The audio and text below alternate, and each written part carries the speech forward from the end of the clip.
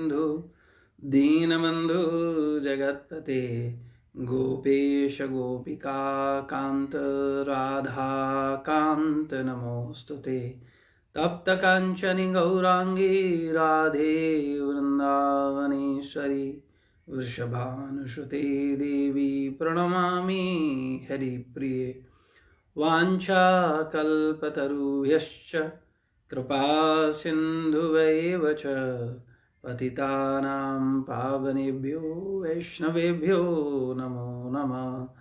जय श्री कृष्ण चैतन्य प्रभु नित्यानंद श्री अद्वैत गदाधर श्रीवासादि गौरभक्तवृंद। हरे कृष्णा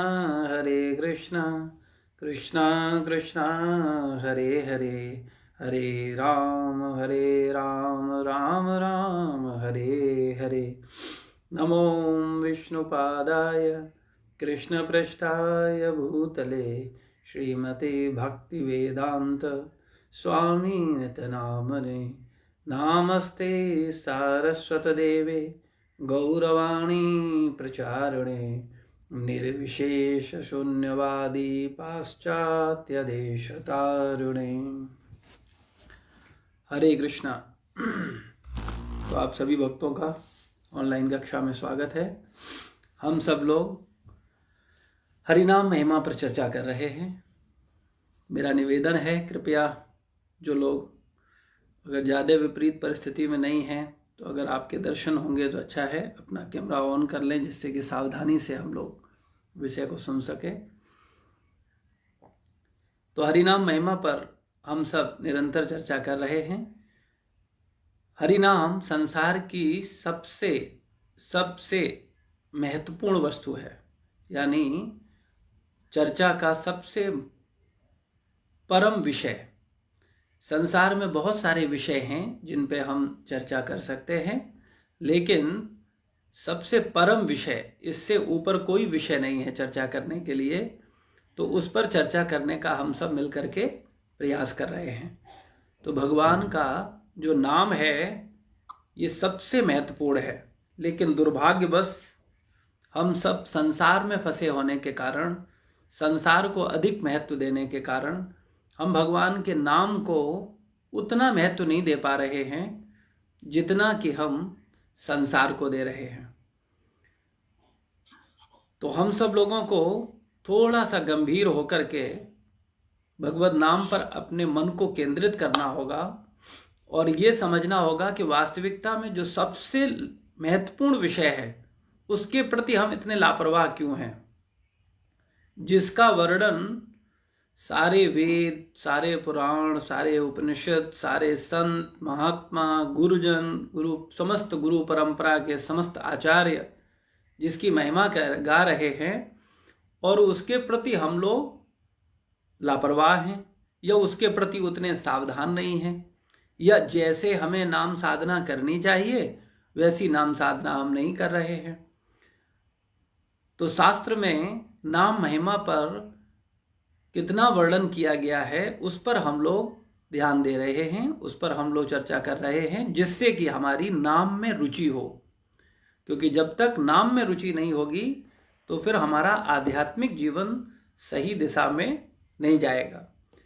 तो शास्त्र में वर्णन आता है नाम महिमा पर। श्रीमद् भागवत के स्कंद 1 अध्याय 1 श्लोक संख्या 14 में ऋषि मुनि और सूत गोस्वामी का जो संवाद है उसमें वर्णन आता है कि जन्म मृत्यु से उपाय, जो बार बार हमारा जन्म हो रहा है, बार बार मृत्यु हो रही है, इससे बचने का उपाय क्या है, इससे कैसे हम बच सकते हैं। तो शास्त्र बोल रहा है, भागवत बोल रही है, आपन्ना संस्कृतिम घोरा यन्नाम विवशो ग्रणन तथा सद्यो विमुच्येत यद भेति स्वयं भयम। जन्म तथा मृत्यु के जाल में उलझे हुए जीव। ये किसकी चर्चा चल रही है? उन जीवों की जो जन्म तथा मृत्यु के चक्कर में फंसे हुए हैं। हम सब लोगों को लगता है कि हम लोग जन्म और मृत्यु के चक्कर में फंसे हैं। क्या हमें ऐसा आभास होने लगा है? क्योंकि जब लोग अपने को शरीर मानते हैं तो उनको इस बात का आभास नहीं होता, क्योंकि उनको लगता है बस हम शरीर हैं, शरीर ने जन्म लिया है और शरीर अभी खत्म हो जाएगा। तो किसका जन्म, किसकी मृत्यु, कौन, उसका ध्यान ही नहीं जाता। लेकिन जब व्यक्ति अपने मन को ये केंद्रित कर पाता है और ये समझ पाता है कि वास्तविकता में वो शरीर नहीं, वो आत्मा है और वो हमेशा से है और हमेशा रहेगा, लेकिन अभी अज्ञानता के कारण, तीनों गुणों में फंसे होने के कारण वो इस भौतिक जगत में फंस गया है और बार बार जन्म ले रहा है, बार बार उसकी मृत्यु हो रही है। जन्म लेना अपने आप में एक बड़ी समस्या है। हालांकि हम भूल चुके हैं कि हम भी उस समस्या से निकले हैं। कुछ समय पहले, कुछ साल पहले हम भी माँ के गर्भ में थे और 9 महीने माँ के गर्भ में उल्टे लटके थे मल मूत्र के अंदर। आज भले ही हो सकता है हम बड़े सुंदर MIG फ्लैट में रह रहे हों, बड़ा सुंदर इंटीरियर हो, बड़े सुंदर वस्त्र हों, लेकिन कुछ वर्ष पहले हमारी ऐसी स्थिति नहीं थी। हम नंग धड़ंग माँ के गर्भ में मल मूत्र के अंदर उल्टे लटके हुए थे और उस परिस्थिति में निश्चित रूप से हम कंफर्टेबल नहीं थे, हम निश्चित रूप से परेशान थे। लेकिन हम भूल गए, हम में से किसी को याद नहीं है कि हम माँ के गर्भ में थे या 9 महीने तक उल्टे लटके थे या हम कितनी विपरीत परिस्थिति में थे, हमको कुछ ध्यान नहीं है। तो अगर हमें याद नहीं है तो इसका मतलब ऐसा नहीं है कि हम माँ के गर्भ में नहीं थे। हम में से कोई भी बुद्धिमान व्यक्ति इस परिस्थिति को नकार नहीं सकता है। वो ये नहीं कह सकता है कि नहीं नहीं, हमको तो याद नहीं है कि हमें कोई परेशानी थी, है ना। तो वास्तविकता में हम सब लोगों को इस पर ध्यान देना होगा कि हम जितना समझ रहे हैं उतना ही सब कुछ नहीं है। थोड़ा सा बुद्धि को अगर हम केंद्रित करेंगे अपने जीवन यात्रा पर, तो हम समझ पाएंगे कि वास्तविकता में माँ के गर्भ में हम लोग बड़ी विपरीत परिस्थिति में थे। तो ये जन्म और मृत्यु से कैसे निकला जाए, और विपरीत परिस्थिति में थे नहीं, अभी हम फिर उसी विपरीत परिस्थिति में जा रहे हैं। क्योंकि जैसे ही मृत्यु होगा फिर हमें जन्म लेना पड़ेगा, और जैसे ही जन्म होगा फिर हम किसी न किसी माँ के, कोई तो योनि होगी, कोई तो जन्म मिलेगा हमको, तो किसी न किसी माँ के गर्भ में हम फिर जाकर के उसी विपरीत परिस्थिति में पहुंच जाएंगे। तो जो बुद्धिमान व्यक्ति है वो विचार करता है कि कैसे ये जन्म मृत्यु का चक्र कटे, तो उसका तरीका क्या है। तो जो शास्त्र हमें ये बता रहे हैं कि ये जन्म और मृत्यु समस्या है, वही बता रहे हैं कि कैसे हम इन विपरीत परिस्थितियों से निकलें। तो शास्त्र बोल रहा है, भागवत बोल रही है कि जन्म तथा मृत्यु के जाल में उलझे हुए जीव, हम सब जीव जो जन्म और मृत्यु के जाल में उलझे हुए हैं, यदि अनजाने में भी श्री कृष्ण के पवित्र नाम का उच्चारण करते हैं तो तुरंत मुक्त हो जाते हैं। आप सोचिए, अनजाने में अगर कोई भगवान का नाम लेता है तब भी मुक्त हो जाता है, तो जो जान करके प्रेम पूर्वक भगवान को याद करके भगवान का ध्यान करते हुए अपराध से बचते हुए नाम लेगा, उसकी क्या स्थिति होगी। तो वो तुरंत मुक्त हो जाते हैं, क्योंकि साक्षात भय भी इससे, यानी भगवान के नाम से भयभीत होता है। हम सब लोग भयभीत होते हैं किसी न किसी विपरीत परिस्थिति को लेकर के, हम सब कहीं ना कहीं भयभीत हैं। हम सब के मन में किसी न किसी प्रकार का भय है। हमारी फाइनेंशियल स्थिति नीचे न गिर जाए, हमारा प्रमोशन हो जाए, हम जिस पद पे हैं इससे ऊंचे पहुंच जाएं, समाज में हमारी प्रतिष्ठा ऊंची हो जाए, विभिन्न प्रकार के भय हमको रहते हैं। लेकिन जो असली भय है वो भय नहीं है।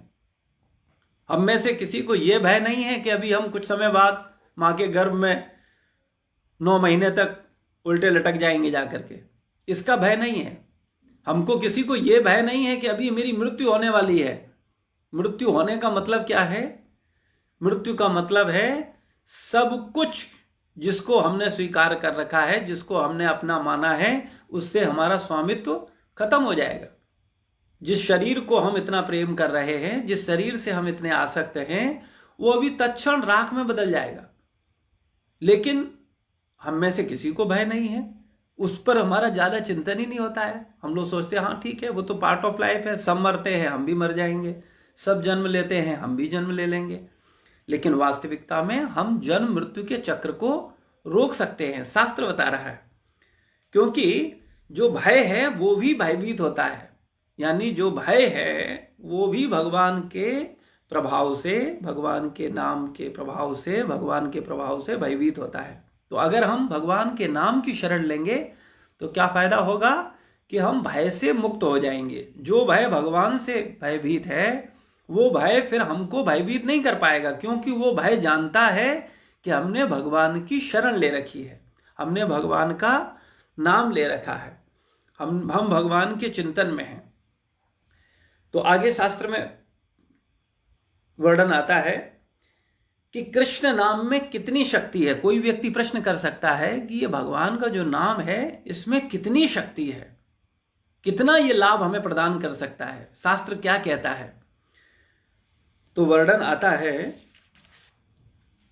पद्म पुराण के अंदर आता है, भाग 3 स्वर्ग खंड अध्याय 50 में वर्णन आता है। कृत्वापि पातकं घोरं कृष्णाम्ना विमुच्यते स्वयं नारायणो देवा स्वनाम्नीं जगतां गुरु आत्मनो अभ्यधिकां शक्ति स्थापयामास सुव्रतः। घोर पाप करके भी मनुष्य भगवान के नामोच्चारण के सहारे मुक्त हो जाता है। यानी घोर पाप करने वाला हम सब लोगों, ये किसी पापी का वर्णन नहीं चल रहा है, ये हमारा ही वर्णन चल रहा है।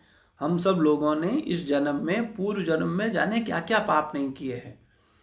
पाप का मतलब होता है शास्त्र के विपरीत कर्म, यानी भगवान के आदेशों के विपरीत कर्म, माता पिता के आदेशों के विपरीत कर्म, गुरुजनों के आदेशों के विपरीत कर्म, शास्त्र के आदेशों के विपरीत कर्म, है ना, इनको क्या बोलते हैं? पाप बोलते हैं।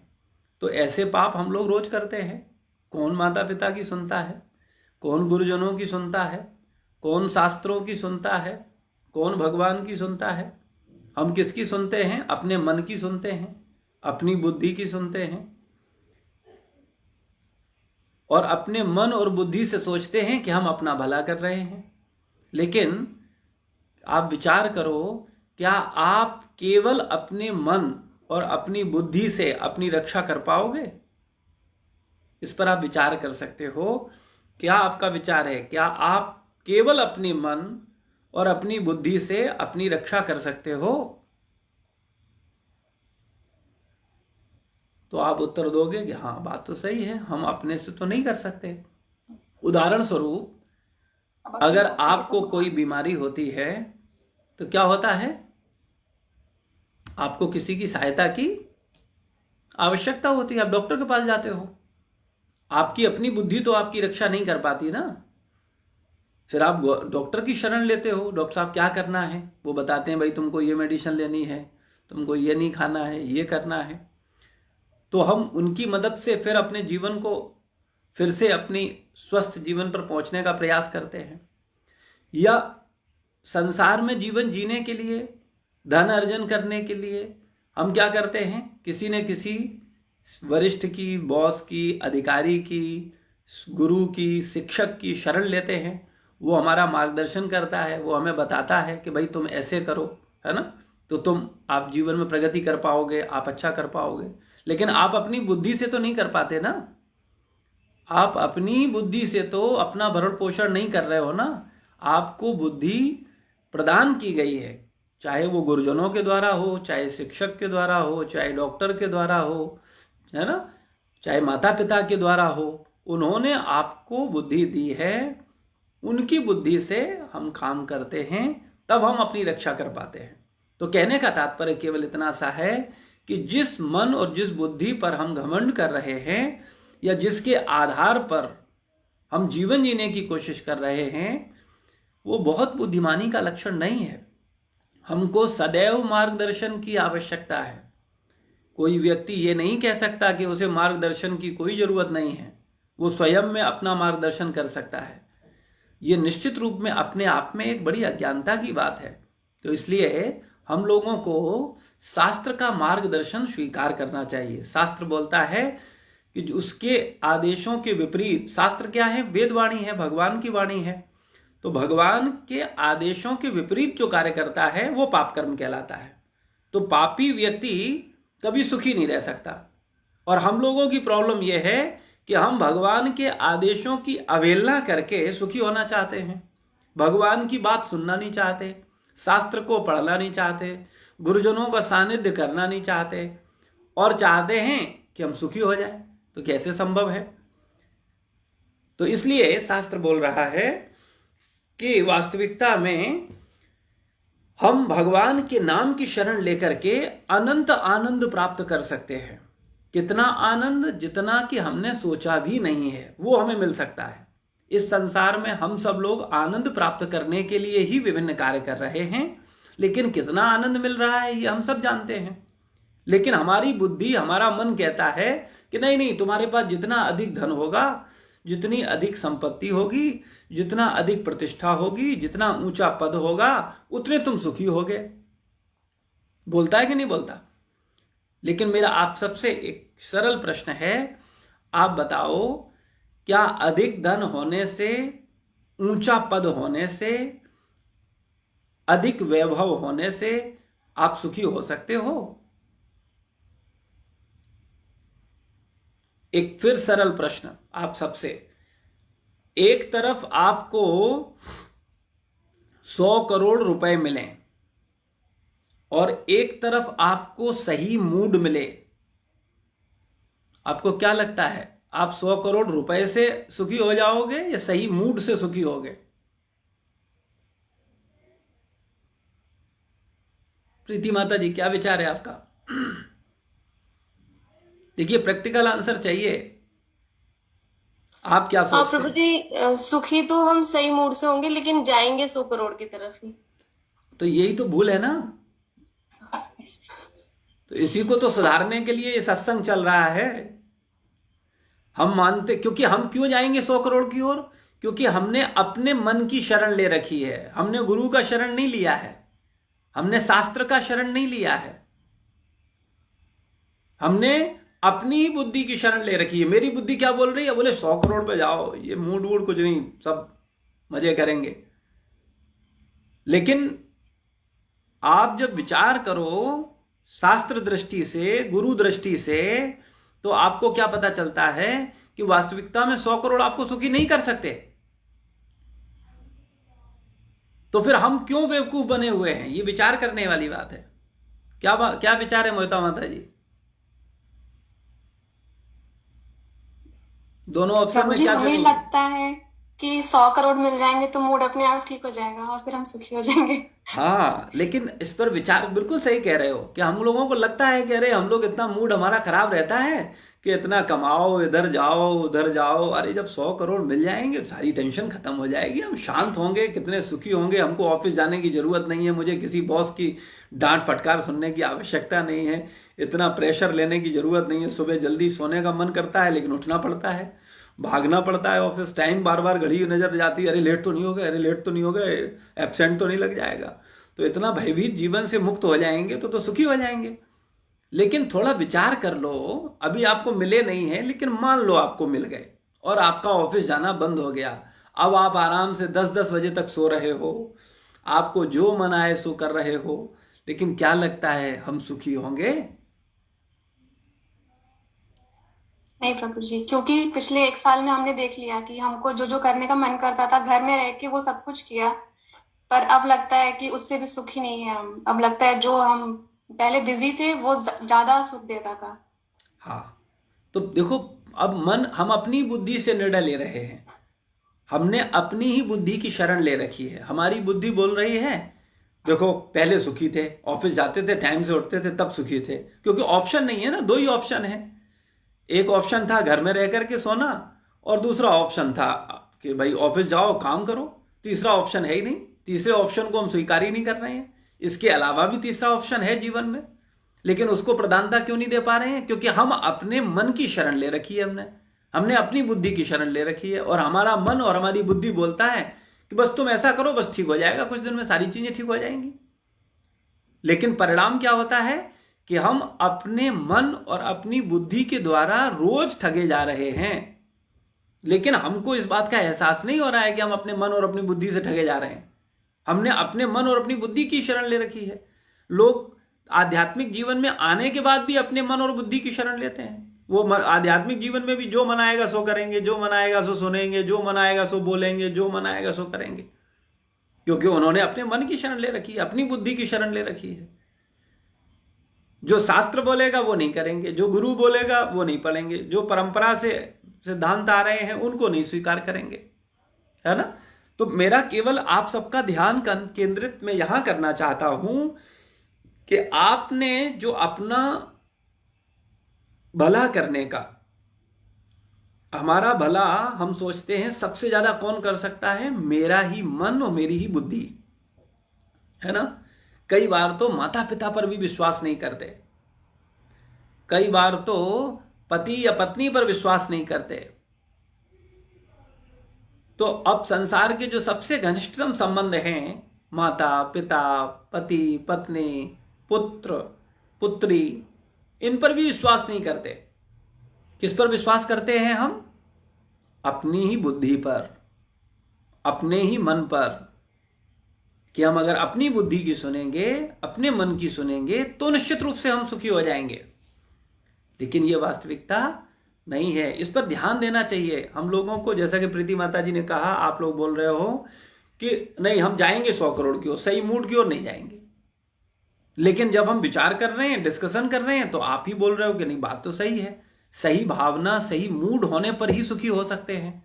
100 करोड़ प्राप्त करके तो सुखी नहीं होंगे। क्या विचार है उपेंद्र प्रभु, आप क्या सोचते हैं?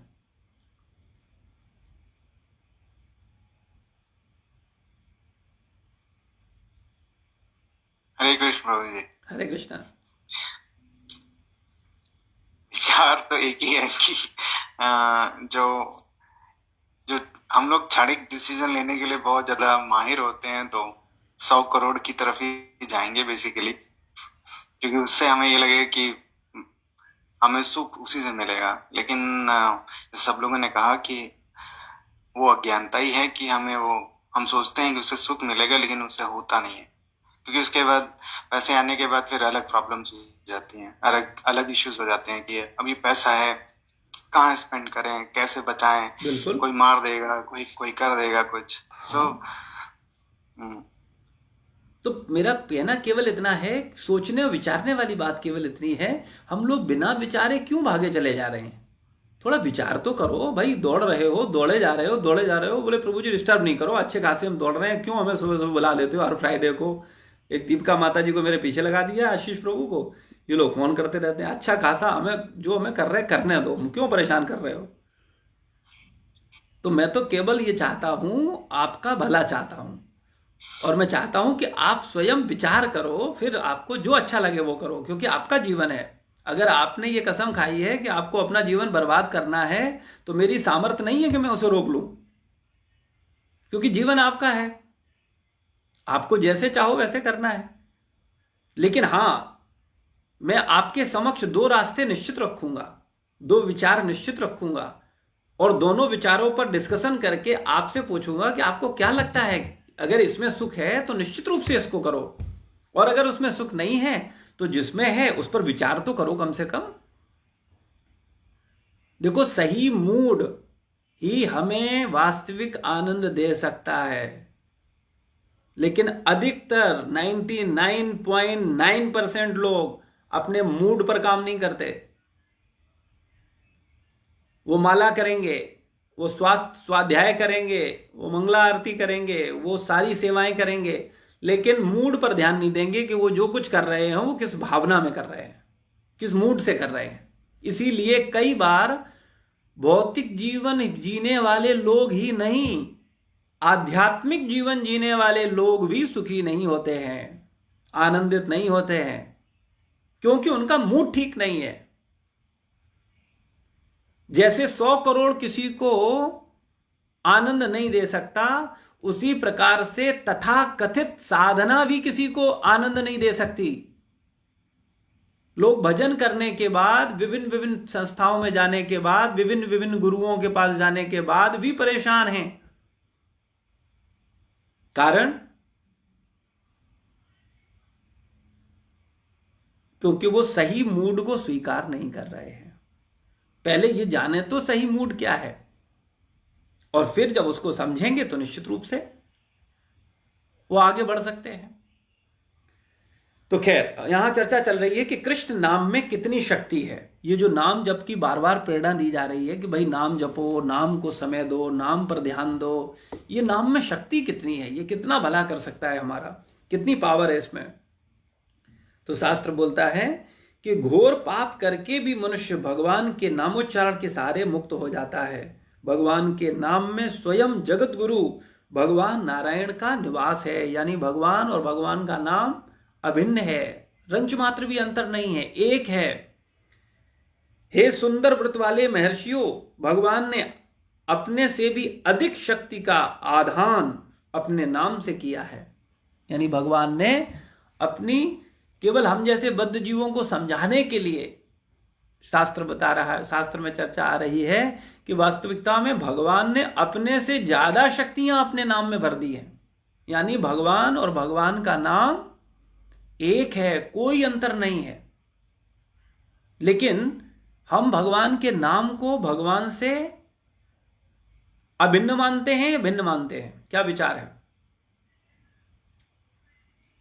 पुष्पा माता जी, क्या सोचती हैं आप? भगवान का नाम और भगवान अलग अलग हैं या एक ही है? नहीं, हम एक ही मानते हैं, बट हमें इतना डिफरेंस नहीं पता है कि साक्षात भगवान में और भगवान के नाम में कितनी ताकत है। हाँ, तो इस ताकत को या इसके महत्व को आप कैसे जान सकते हो? अपनी बुद्धि से, प्रयोग से ही, करके ही, मतलब नाम जप करके ही डिफरेंस पता चलता है। हाँ, जाप करके उसका आपको अनुभव होगा। लेकिन इसमें एक सही सेंटेंस और जोड़ो, सही प्रकार से जाप करके, क्योंकि जाप करने से खाली अनुभव नहीं होगा। जाप तो बहुत लोग करते हैं, बाद में छोड़ देते हैं, तो उनको लगता कुछ हुआ ही नहीं, बोले कुछ नहीं था, बोले नाम में भगवान नहीं है, बोले हमने देख लिया करके, लेकिन ठीक तरीके से उन्होंने नहीं किया। तो भगवान का नाम और भगवान अभिन्न है, इसे भगवान से ही जाना जा सकता है। पुष्पा माता जी की कितनी शक्ति है, इसके विषय में शायद आशीष प्रभु या उपेंद्र प्रभु या मोहिता माता जी अनुमान लगा सकते हैं, लेकिन असली कितनी पावर है ये तो पुष्पा ही माता जी बता सकती हैं कि उनके कहाँ कहाँ लिंक हैं, कितना पावर है, कितनी शक्ति है, ये और कोई नहीं बता सकता। सेम इसी प्रकार से भगवान का जो नाम है उससे हम और आप नहीं अंदाजा लगा सकते, अच्छा इतनी शक्ति होगी, इतनी पावर होगी। भगवान स्वयं बताएंगे, और भगवान बता रहे हैं शास्त्र के माध्यम से। भगवान के भक्त बता रहे हैं जो कि भगवान से अभिन्न है, वो बता रहे हैं कि वास्तविकता में भगवान और भगवान का नाम एक है। अभी फिर अगला एक प्रश्न उठता है कि वास्तव में भगवान इंपॉर्टेंट है या संसार इंपॉर्टेंट है? आप सब पढ़े लिखे हो, बुद्धिमान हो, आपकी बुद्धि क्या बोलती है? अपनी बुद्धि से मुझे निर्णय दो कि भगवान इंपॉर्टेंट हैं, भगवान महत्वपूर्ण हैं या संसार महत्वपूर्ण है? आप क्या सोचते हो?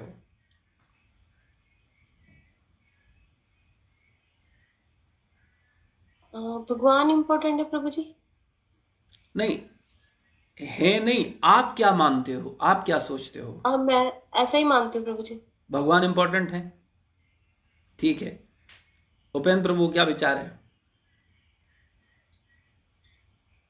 मेरे लिए तो अगर मैं देखूं तो दो लोग होते हैं, आस्तिक और नास्तिक। तो आस्तिक के लिए तो संसार इम्पोर्टेंट है, बट जो नास्तिक के लिए संसार इम्पोर्टेंट है, और जो आस्तिक है उनके लिए भगवान इम्पोर्टेंट है।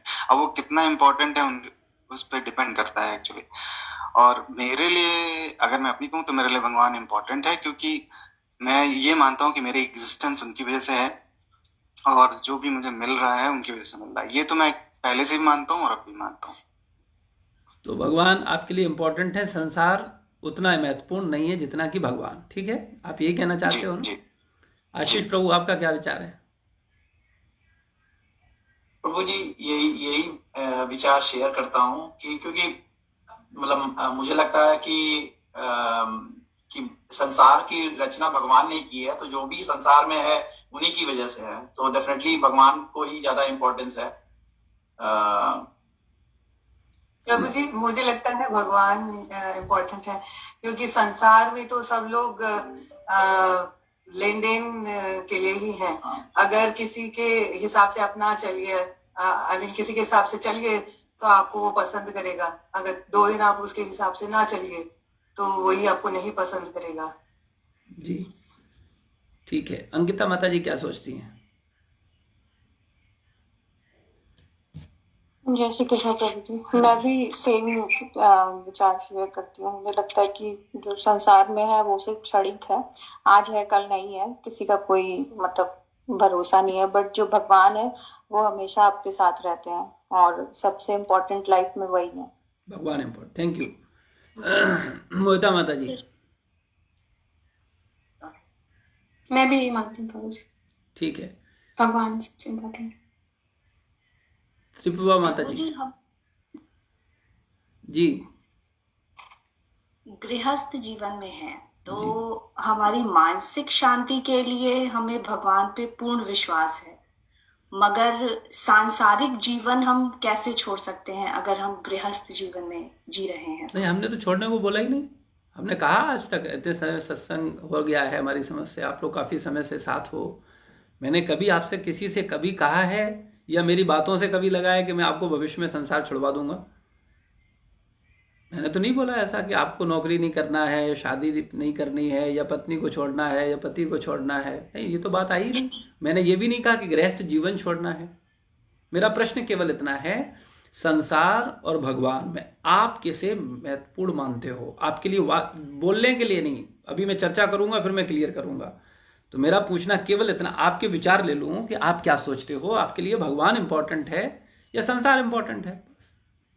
महत्वपूर्ण तो भगवान ही है, क्योंकि सबकी रचना तो उन्होंने ही की है। तो एक भगवान आस्था इंपॉर्टेंट है, वो तो हाँ। संसार उतना इंपॉर्टेंट नहीं है जितना कि भगवान। हाँ, सांसारिक वस्तुएं तो मतलब है, उतनी इम्पोर्टेंट नहीं है, बट हाँ विश्वास जहाँ है भगवान तो सर्व। हाँ, तो भगवान अधिक महत्वपूर्ण है, संसार और संसार की वस्तुएं उतनी महत्वपूर्ण नहीं है। ठीक है ना? पुष्पा माता जी भी ऐसे ही सोचती हैं?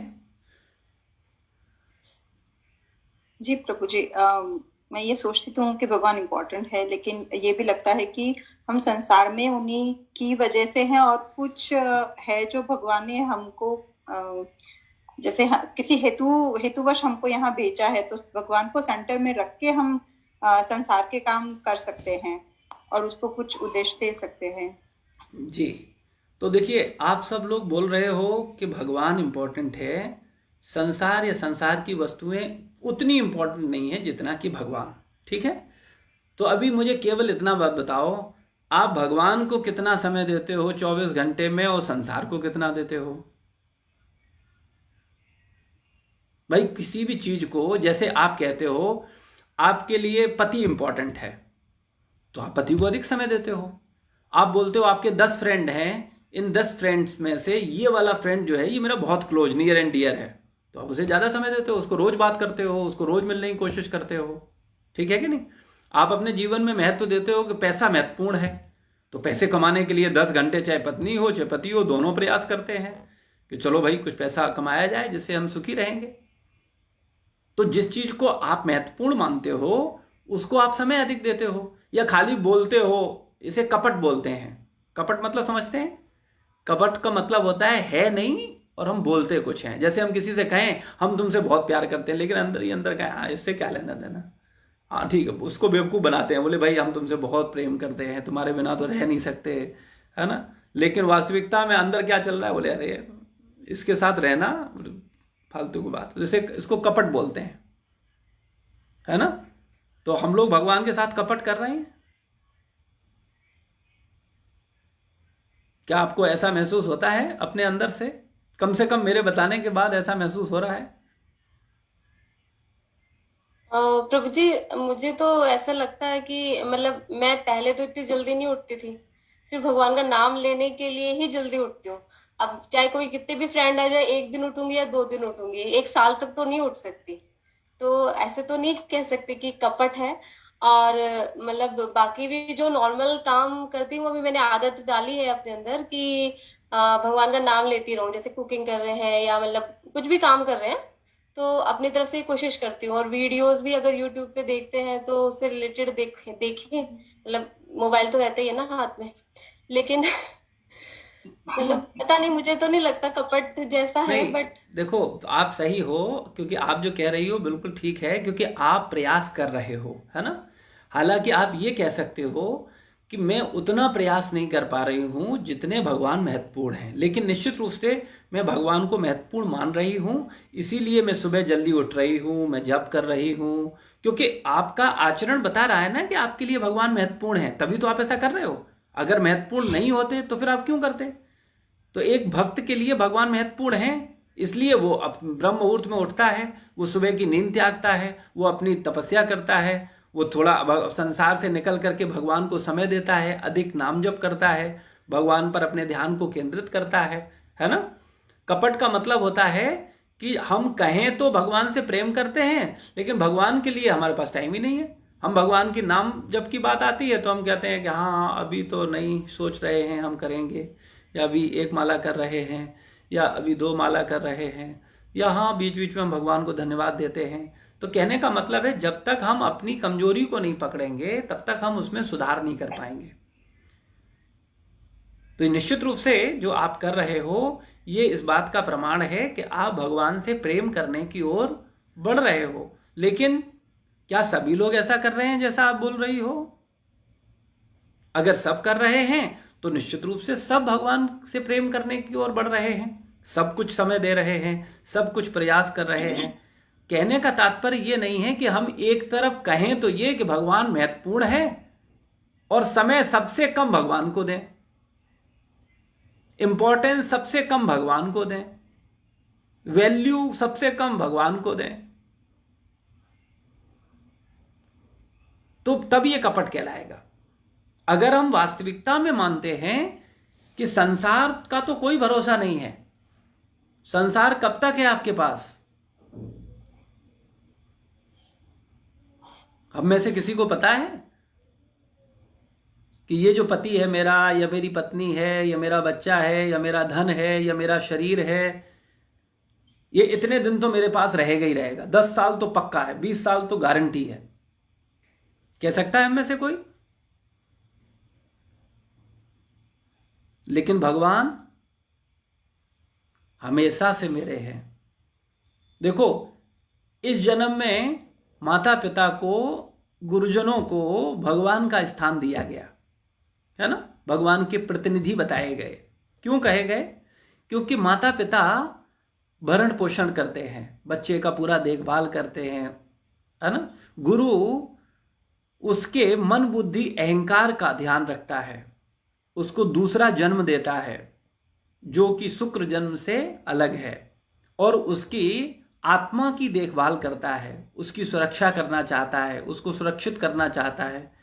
इसलिए भगवान और गुरु और माता पिता को भगवान का प्रतिनिधि कहा गया, भगवान का स्थान दिया गया।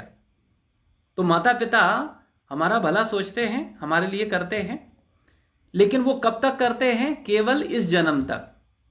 यानी अगर तुम उनके बच्चे बनकर के आए हो तो वो तुम्हारा ध्यान रखेंगे, लेकिन अगर तुम किसी और के बच्चे बनकर के आ गए तो फिर तुम्हारे माता पिता तुम्हारा ध्यान नहीं रखेंगे। लेकिन भगवान और गुरु प्रत्येक जीवात्मा का ध्यान रखते हैं, और हर जन्म में रखते हैं, और हमेशा रखते हैं। आप जब जब किसी भी योनि में जाते हो, भगवान की तो विशेष व्यवस्था इतनी है कि जब आप पशु योनि में जाते हो तब भी आपके खाने का, आपके रहने का, आपके सोने का, आपका इंतजाम करता है। इतने सारे संसार में कुत्ते हैं, इतनी सारी बिल्लियां हैं, इतने सारे चूहे हैं, इतने सारे हाथी हैं जंगलों में, इतनी सारी व्यवस्था है, इनको कौन खिला रहा है? कभी विचार किया आपने? इनको कौन कर रहा है? भगवान कर रहे हैं। क्यों कर रहे हैं? क्योंकि भगवान हमसे प्रेम करते हैं। हम सब अनंत योनियों में भटके हैं, हम कोई मनुष्य हमेशा से नहीं है। कुछ समय पहले हम भी इन योनियों में रहे होंगे। जैसे हमें अभी मां के गर्भ की बात याद नहीं है कि माँ के गर्भ में थे, ऐसे ही हमको ये याद नहीं है कि हम पूर्व जन्म में हिरन थे, सांप थे, छिपकली थे, गेंडे थे, है ना, हमको ये याद नहीं है। लेकिन याद नहीं होने से ये फर्क नहीं पड़ता कि ऐसा था नहीं।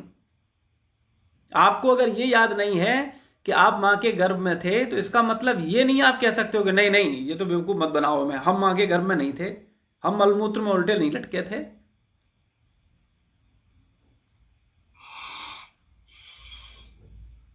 तो कहने का मूल मतलब यह है कि हम लोग हमेशा से हैं और हमेशा रहेंगे, और हमेशा हमारी देखभाल कौन कर रहा है? भगवान कर रहा है। भगवान सबको, जिनको जहां सर्दी अधिक होती है, आपने देखा है वहां पर जो जीव रहते हैं उनके बड़े घने बाल हो जाते हैं,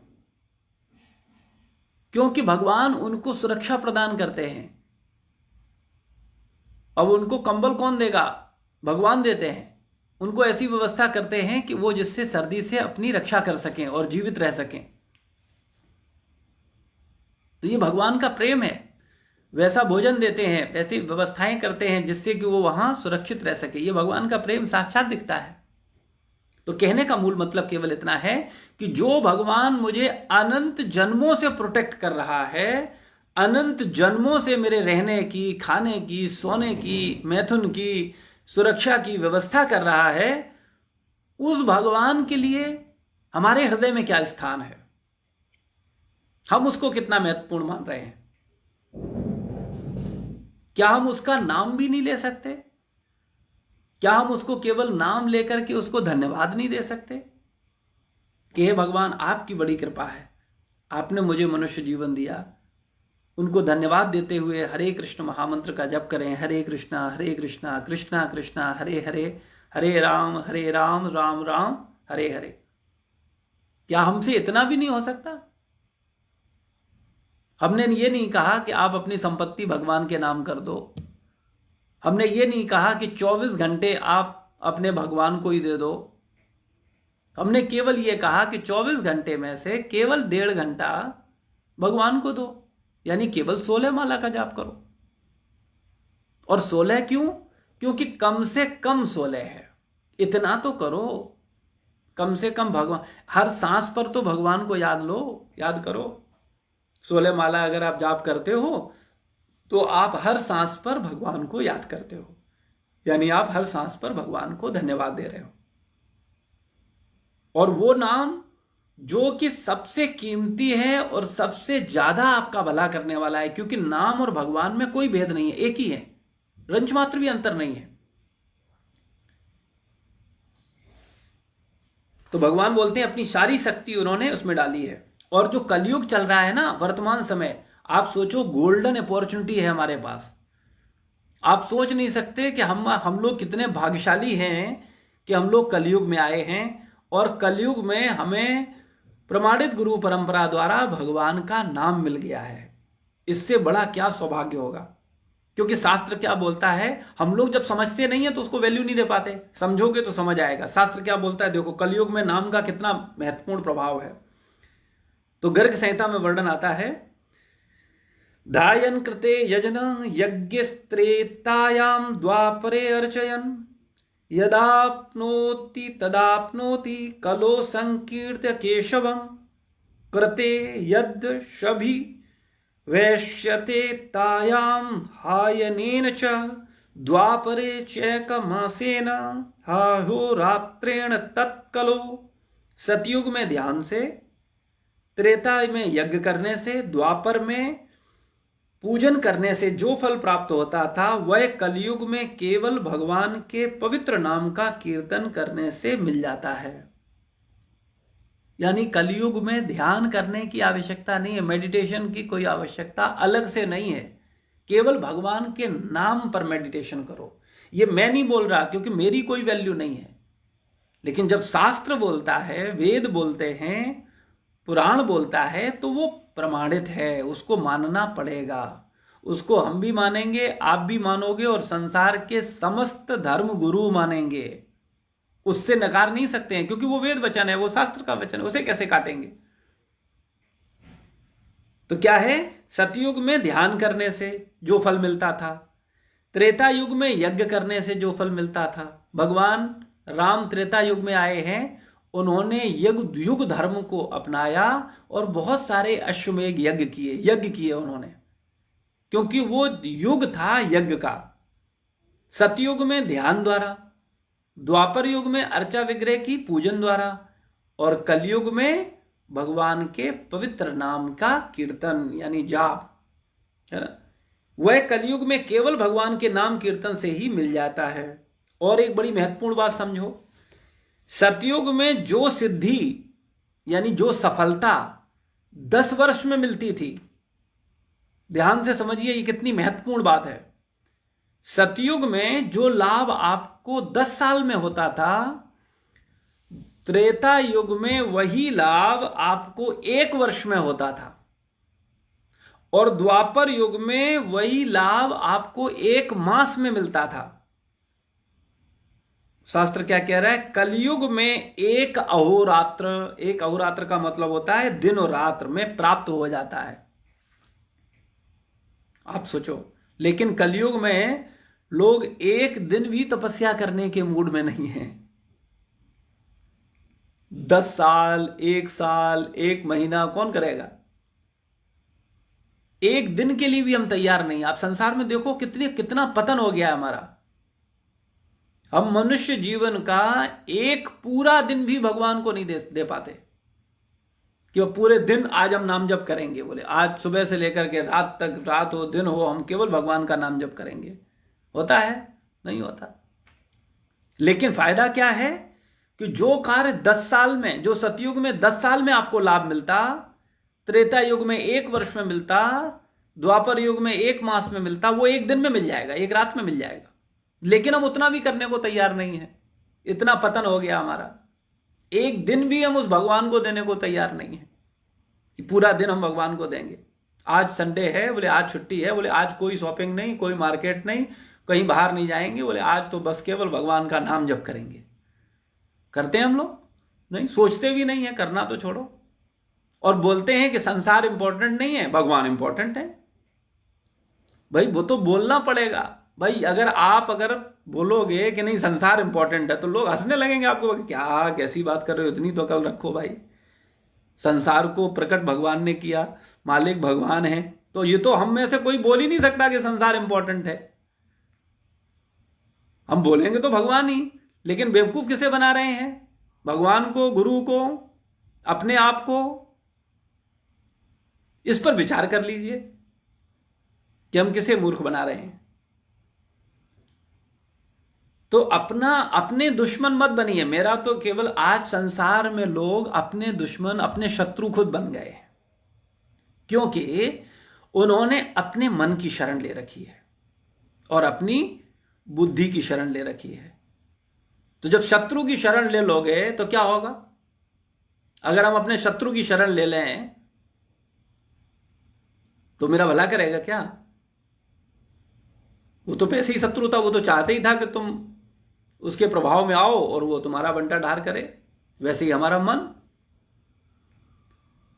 तो शास्त्र बोलता है कि केवल एक दिन में वो काम, सतयुग में जो सिद्धि 10 वर्ष में मिलती थी, वह त्रेता युग में 1 वर्ष में, और द्वापर में 1 मास में, और कलयुग में 1 अहोरात्र यानी दिन और रात में प्राप्त हो जाती है।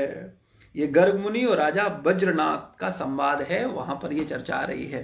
तो कहने का मूल मतलब यह है, हम लोगों को ये समझना चाहिए कि हम लोग बड़े भाग्यशाली हैं कि हमको भगवान का पवित्र नाम जप करने का मौका मिल रहा है। आप इस पर विचार करो, कितने लोग हैं संसार में जो भगवान का नाम ले पा रहे हैं?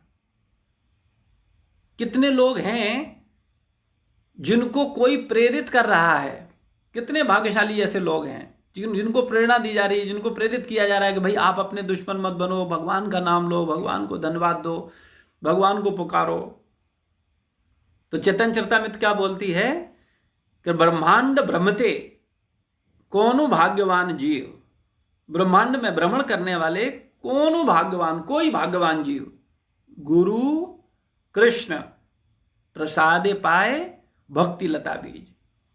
इस ब्रह्मांड में भ्रमण करने वाले कोई भाग्यवान जीव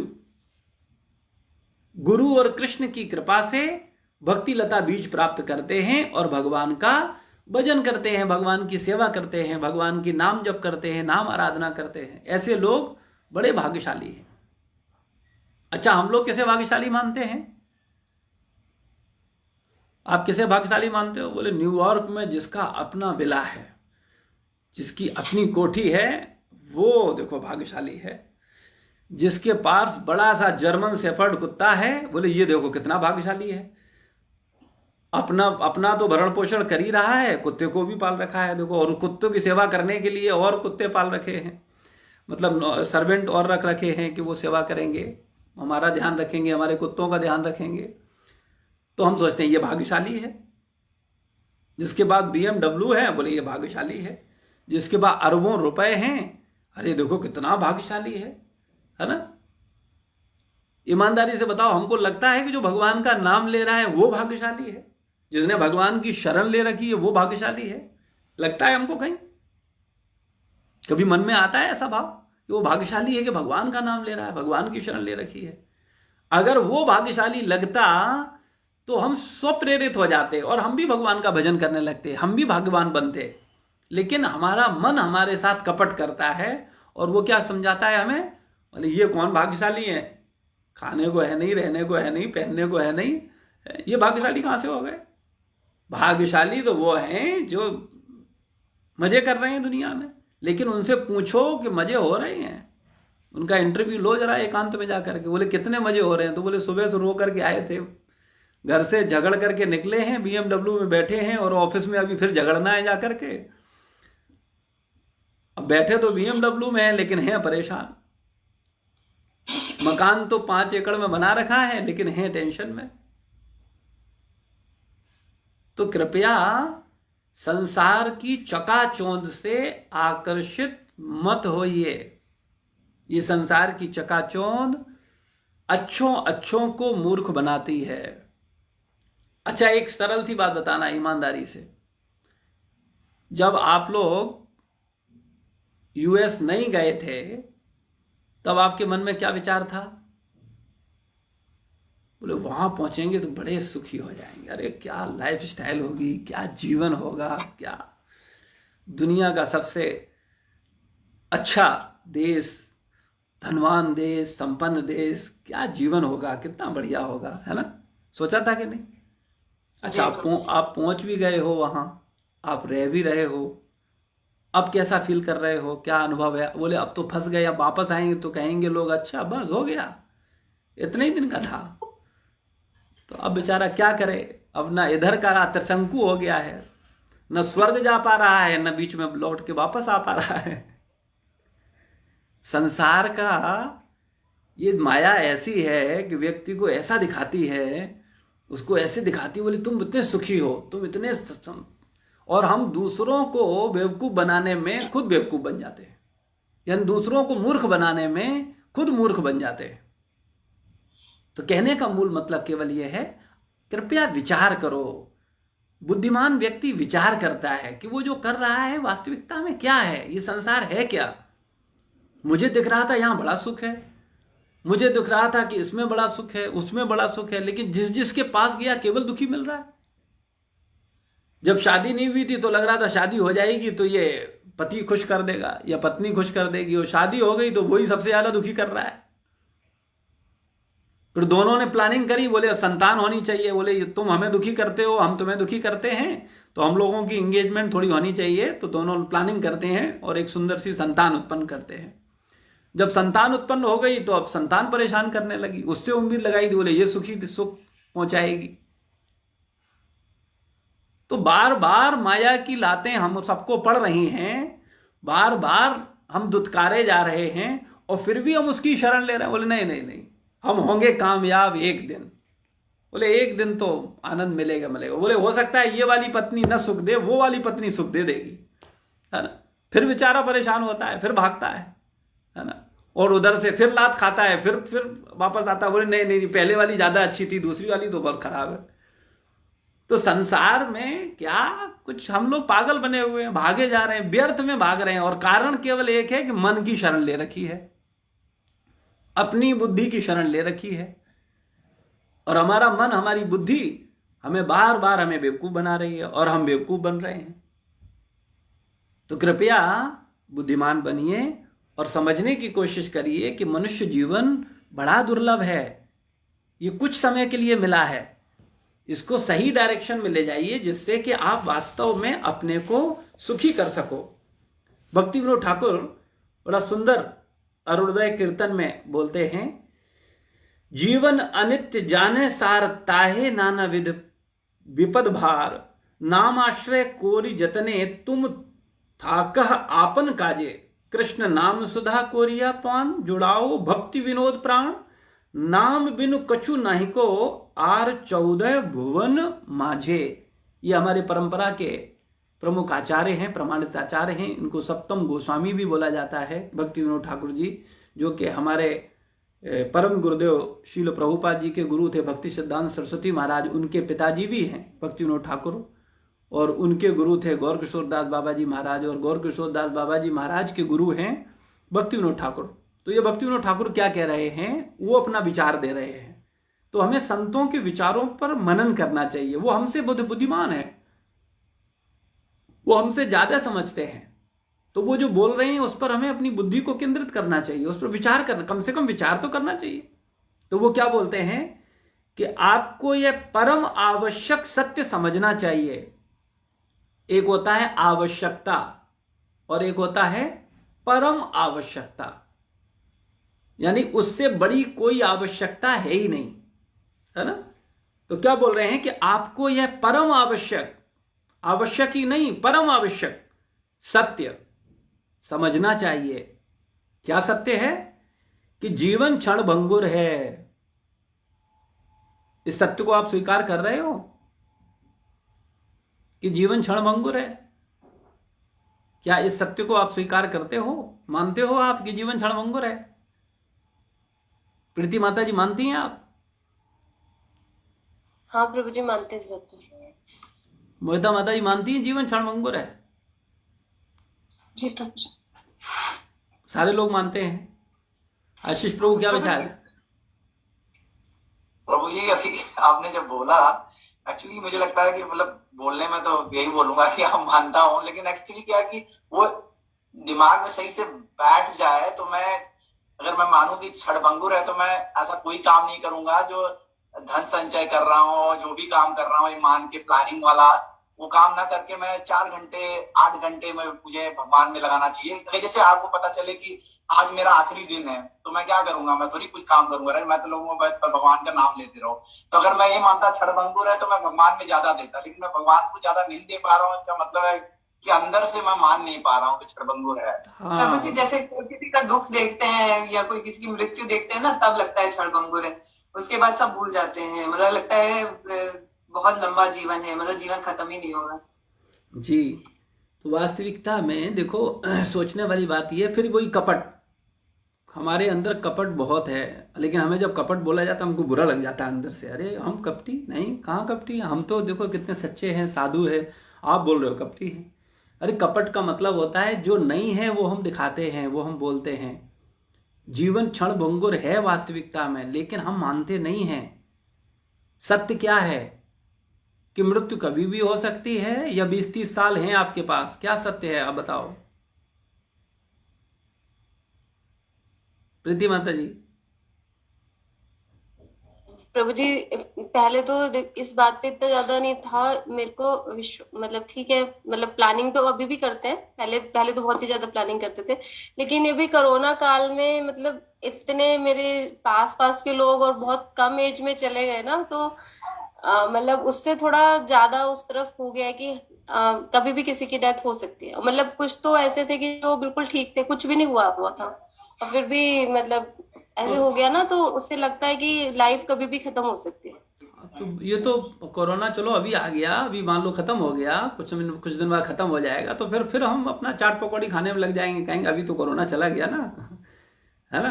क्योंकि वास्तविकता में नहीं, चाट पकौड़ी तो अभी भी खाते हैं, लेकिन हाँ मतलब अभी ये ना, पहले अगर विश्वास इस पे 5-10% था, तो अभी 50% तो बढ़ ही गया। मतलब 100% तो नहीं कह सकते, लेकिन हाँ 50% तो हुई है कि कभी भी लाइफ खत्म हो सकती है। देखो, कोरोना निश्चित रूप से ये जीवन में जो घटनाएं घटी हैं इससे हमें हमारे सामने हुआ है, लेकिन सत्य तो यही है ना कि कोविड नहीं था तब भी लोग मर रहे थे। जो अच्छा, एक चीज बताओ, मैं जितने लोगों ने संसार छोड़ा है उनको पहले कॉल आ गया था, देखो भाई आधे घंटे बाद आप तैयार रहना। मेरे यमराज ने फोन किया हो पर्सनल उनके मोबाइल पर, बोले देखो भाई आप बिल्कुल तैयारी रखो, मैंने अब यहाँ से संयमनीपुरी से अपने 2 दूत निकाल दिए हैं और आधे घंटे बाद या अगले हफ्ते बाद या अगले महीने बाद आपके प्राण खींच लिए जाएंगे। किसी को पता होता है? जितने लोगों ने शरीर छोड़ा है, जरा उनके मनोभाव पर विचार करो। उनको पता था कि आज वो इस संसार में नहीं रहेंगे?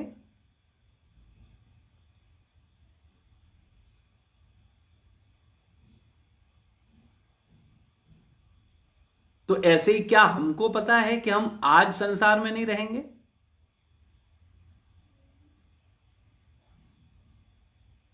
नहीं, हमको क्या लगता है, बोले नहीं अभी 20-30 साल है हमारे पास।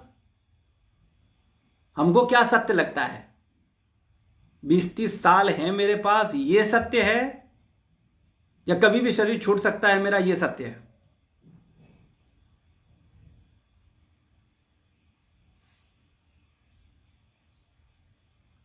उपेंद्र प्रभु,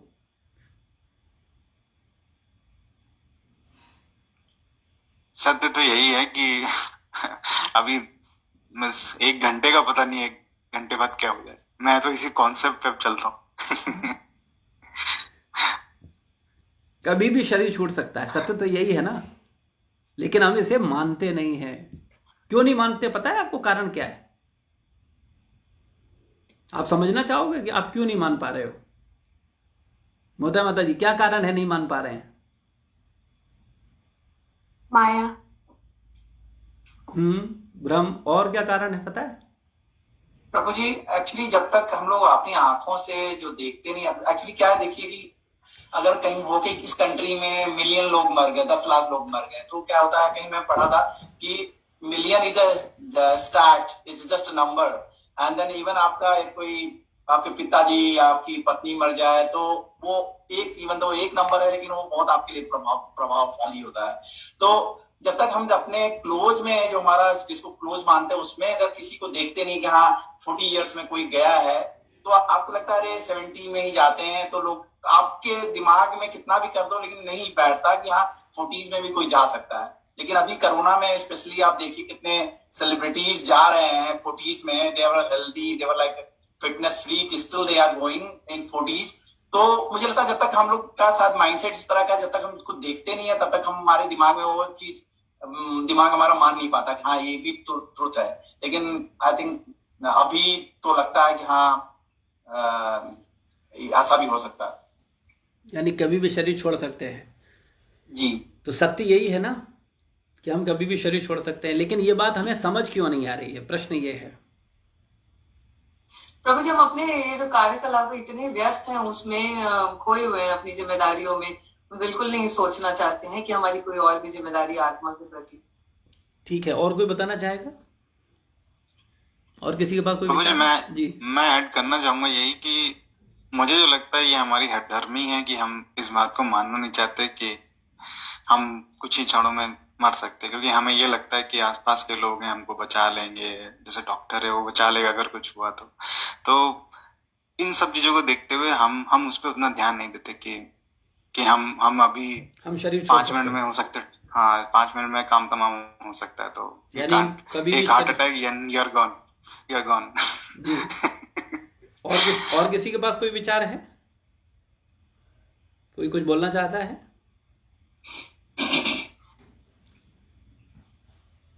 देखिए, मूल चीज समझने वाली बात यह है कि हम क्यों नहीं जान पा रहे हैं कि हमारी मृत्यु होगी और कभी भी हो सकती है। इस सत्य को हम कैसे नहीं समझ पा रहे हैं? क्यों नहीं समझ पा रहे हैं पता है आपको? समझ लीजिए थोड़ा ध्यान से। इसका जैसे मोहिता माता जी ने बोला, काफी हद तक सटीक था आंसर, माया। लेकिन जो माया है, जो भ्रम है, ये भ्रम का कारण क्या है? इसका कारण है मूल तमोगुण। तमोगुणी व्यक्ति ये नहीं जानता कि वास्तविकता में उसकी मृत्यु होगी। जैसे श्रीमद् भगवद गीता अध्याय 14 में स्पष्ट वर्णन आता है कि जो तमोगुणी लोग होते हैं या तमोगुणी जीवात्माएं होती हैं उनको पशु शरीर मिलता है, और जो रजोगुणी लोग होते हैं, रजोगुणी प्रधान जीवात्माएं होती हैं, उनको मनुष्य शरीर मिलता है, और जो सतोगुणी प्रधान होते हैं उनको देव शरीर मिलता है। तो पशु जीवन होने पर पशु ये नहीं जानता कि मृत्यु नाम की भी कोई चीज होती है। बताया आपको? आप सब पढ़े लिखे हो, आपको क्या विचार है?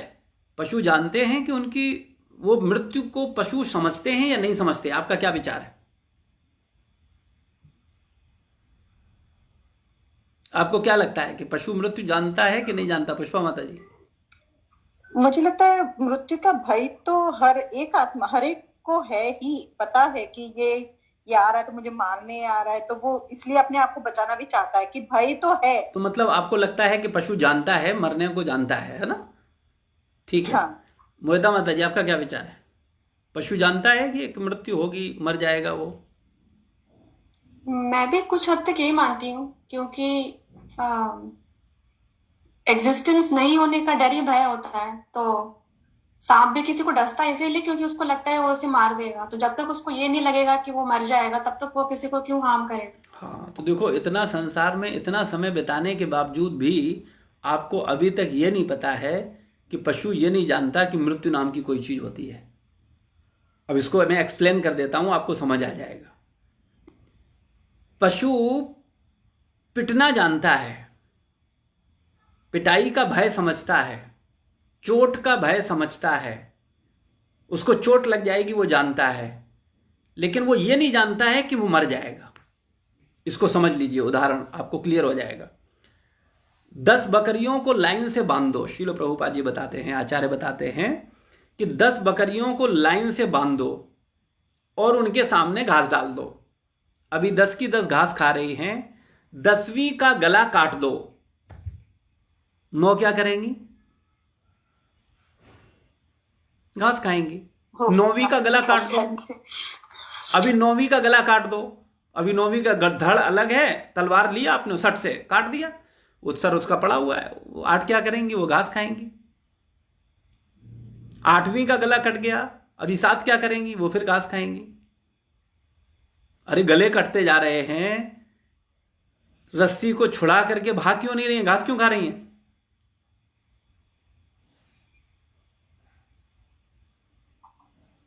तो प्रभु जी, जैसे कुत्तों में ये चीज नहीं देखी। जैसे कुत्तों में बहुत वो वाली भावना देखी गई है, जैसे कि एक कुत्ते को चोट लगी तो सारा जो ग्रुप होता है वो परेशान हो जाता है, दुखी हो जाता है। तो मैंने ये कहा ना कि चोट को जानते हैं, वो पिटाई को जानते हैं, उनको घाव लगेगा, उनको पीड़ा होगी, वो जानते हैं। उनको डंडा दिखाओगे वो भागेंगे, क्योंकि वो डंडे को देख करके जानते हैं कि डंडा पड़ने से चोट लगती है। या रोड पर गाड़ी देखेंगे, एकदम देख करके भाग जाएंगे, क्योंकि उनको लगता है कि गाड़ी से एक्सीडेंट हो जाएगा तो उनको चोट लगेगी। लेकिन वो ये नहीं जानता कि मृत्यु हो जाएगी। मृत्यु को नहीं जानता।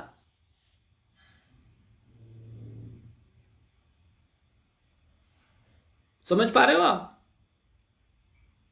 प्रभु जी, हम तो मनुष्य है ना, हमें भी तो नहीं पता है। हाँ, तो बिल्कुल सही, उसी डायरेक्शन में तो मैं ले जा रहा हूं आपको कि आप मनुष्य। पर हम तो किसी जानवर के दिमाग में जाके ये नहीं जान सकते ना कि उसको पता है कि नहीं। मतलब हम, जैसे आप बताते हैं, भय, निद्रा, मैथुन और आहार, ये 4 चीजों के लिए ही हमको पता होता है। तो मौत तो उसका एंड हो गया ना, तो हमको तो सिर्फ डर तक ही पता है, उसके बाद तो नहीं पता है ना। तो वो तो मनुष्य को भी नहीं पता है, हमें भी नहीं पता, जानवर को भी नहीं पता। मतलब मनुष्य और मैं एक ही चीज है। हाँ, तो कि मनुष्य होने पर भी हमको नहीं पता है।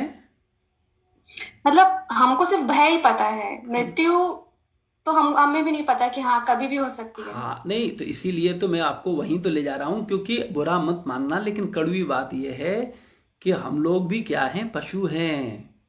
हम मनुष्य मानते हैं अपने आप को, लेकिन तमोगुण इतना बढ़ा हुआ है हमारा कि हम पशु जैसे हैं। जो सतोगुणी व्यक्ति है, जिसके अंदर तमोगुण का अभाव है, वो व्यक्ति जानता है भक्त के लिए हर रोज वो जानता है कि आज का दिन मेरा अंत दिन हो सकता है। आज मैं सारी संपत्ति से अपना स्वामित्व खो सकता हूं, आज ही, वर्तमान समय में ही। लेकिन चूंकि हमारे अंदर तमोगुण की अधिकता है, इसी कारण हम भी नहीं समझ पा रहे हैं कि मृत्यु क्या है।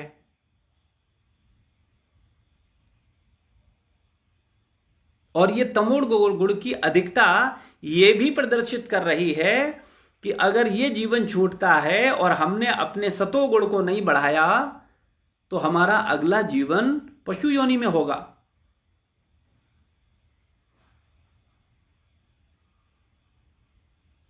क्योंकि हमारा तमोगुण हमें पशु योनि में ले जाएगा। शास्त्र बोल रहा है कि जो तमोगुणी प्रधान है या जिसके अंदर तमोगुण की अधिकता है, उस व्यक्ति को पशु योनि मिलती है। जिसके अंदर रजोगुण की प्रधानता है उसको मनुष्य शरीर मिलता है, और जिसको अंदर सतोगुण की प्रधानता है उसको देवताओं का शरीर मिलता है, यानी उच्च चेतना प्राप्त होती है। और एक बात और समझ लीजिए, मनुष्यों में ही पशु मनुष्य है, मनुष्यों में ही मनुष्य मनुष्य है, और मनुष्यों में ही देव मनुष्य है।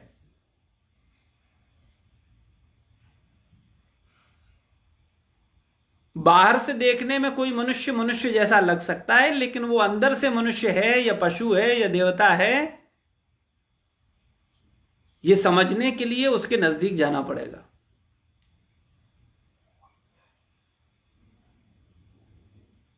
लेकिन मनुष्य के पास ये सुविधा है कि मनुष्य चाहे तो अपने अंदर की पशुवत भावनाओं को खत्म करके वो मनुष्य भावना में प्रदान कर सकता है, या मनुष्य भावना से भी ऊपर उठ करके देव भावना को प्रदान कर सकता है। और उसके पास चॉइस है कि वो चाहे तो अगला जीवन देव मनुष्य का ले ले, या देवता का ले ले, या मनुष्य मनुष्य का ले ले, मनुष्य का ले ले, या पशु मनुष्य या पशु का ले ले। ये क्रमिक विकास है। लेकिन एक विचार करो, जो डिस्कशन हम कर रहे हैं और जो आप समझने की कोशिश कर रहे हो, क्या कोई पशु कर सकता है? पशु को समझा सकते हो आप ये बात जो मैंने आपको अभी समझाई है?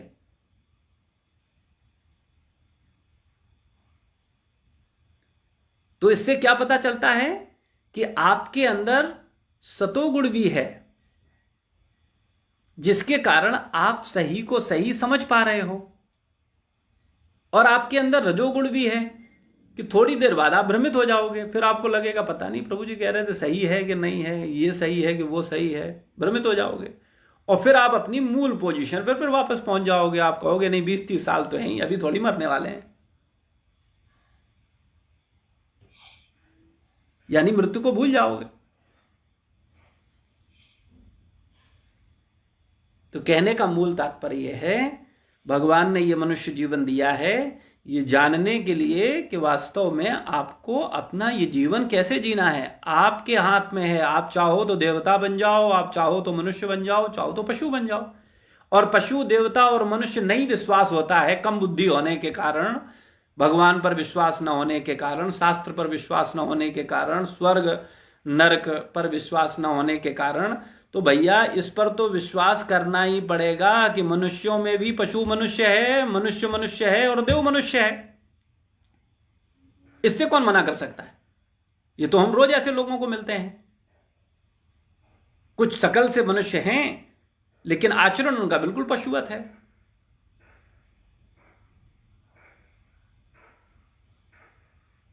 और कुछ ऐसे मनुष्य हैं जो मनुष्य के शरीर में हैं लेकिन देवतुल्य हैं। और कुछ ऐसे हैं जो मनुष्य ही मनुष्य हैं।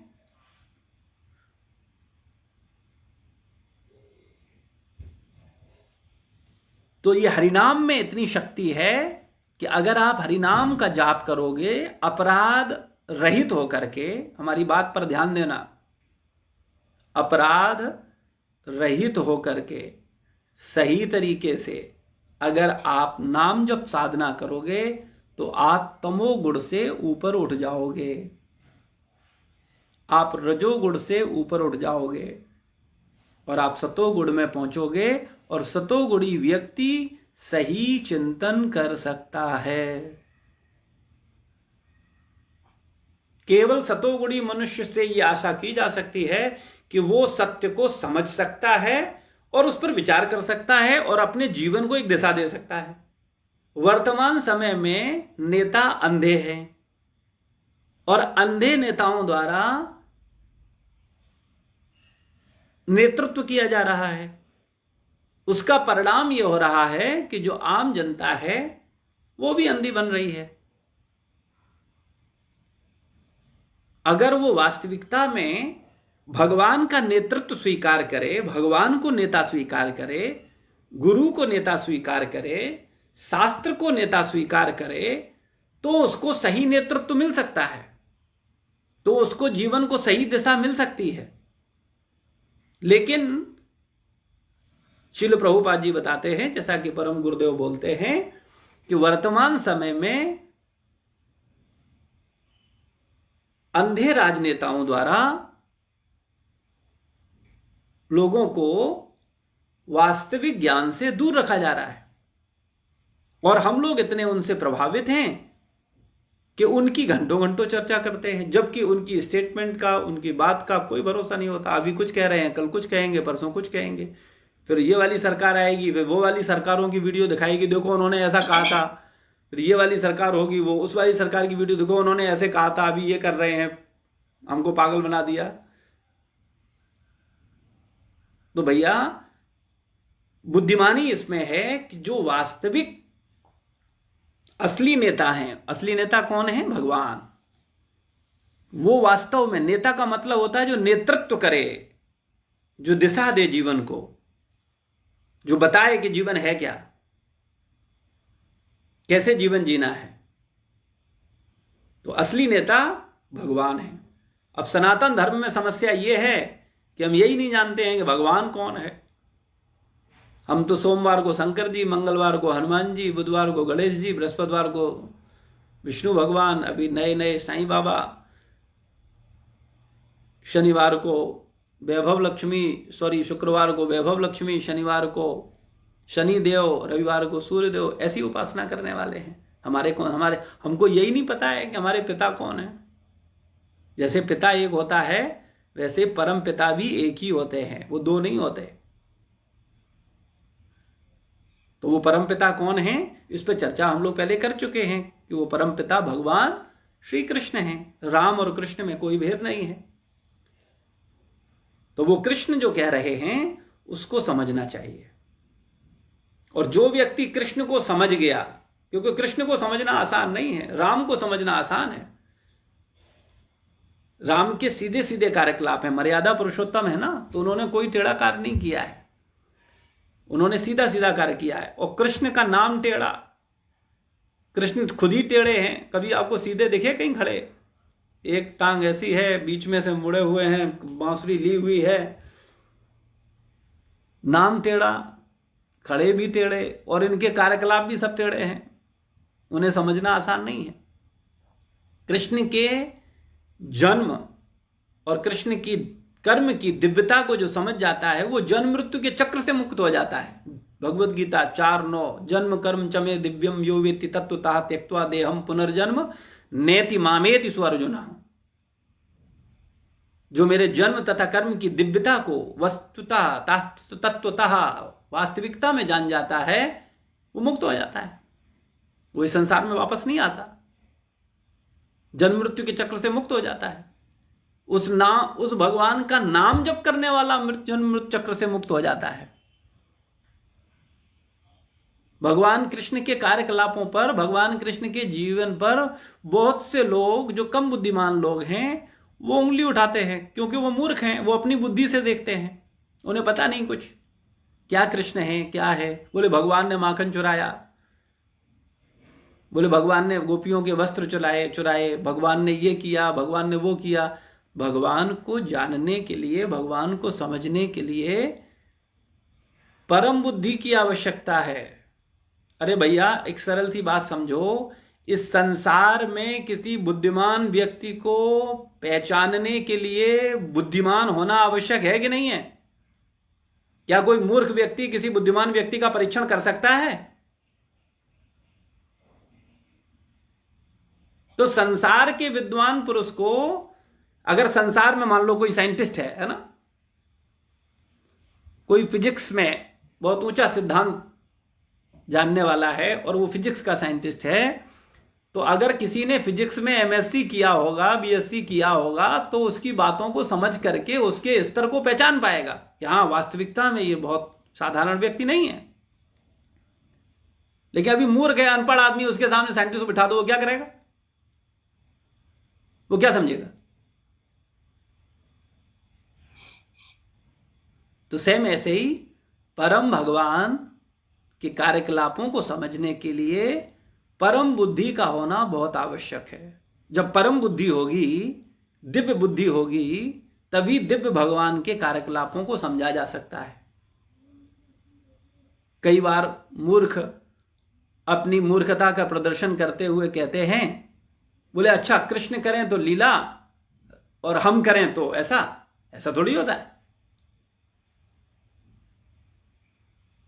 तो कृष्ण ने तो 7 वर्ष की आयु में 7 दिन तक 7 कोस का गोवर्धन इस पर उठा लिया था। आप 7 किलो को 7 दिन तक ही इस पर धारण करके दिखा दो। अरे 7 दिन छोड़ो, 7 घंटे ही कर लो।